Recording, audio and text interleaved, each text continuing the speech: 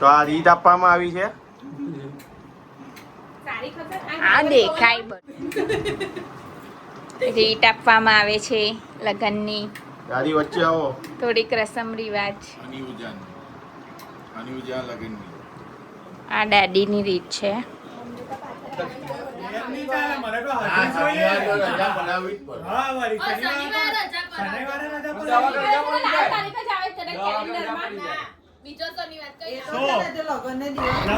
બધા બેસેલા છે અહીંયા, મસ્તી કરીએ છીએ.